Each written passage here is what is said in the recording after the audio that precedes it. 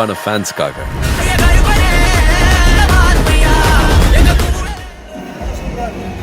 சூர்யா எப்படி பண்ணியிருக்காரு?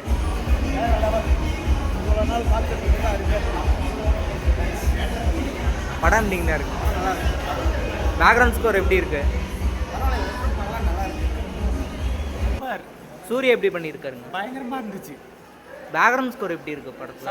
சாயபிங்கர் சூப்பராக பண்ணியிருக்காரு. நான் யார்கிட்டயும் சொல்ல மாட்டேன்.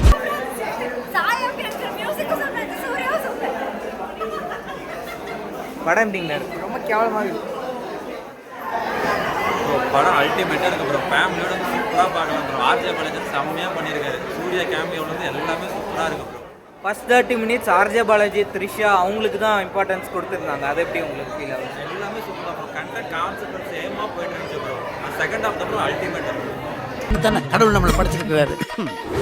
என்ன சொன்ன? கடவுளே வந்தாலும் கோர்ட் ப்ரொசீஜரை மாற்ற சொல்ல போனா இந்த படம் நல்லா இருக்காதுன்னு தான் நிறைய பேர் வந்திருப்பாங்க ப்ரோ.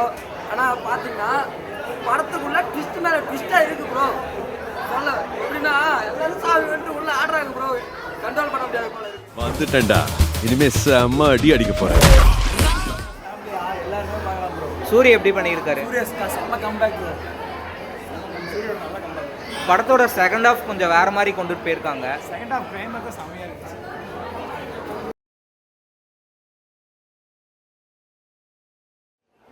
சூர்யா எப்படி பண்ணியிருக்காரு? சூப்பராக இருக்கும். காந்தோட சூப்பராக இருக்கும்.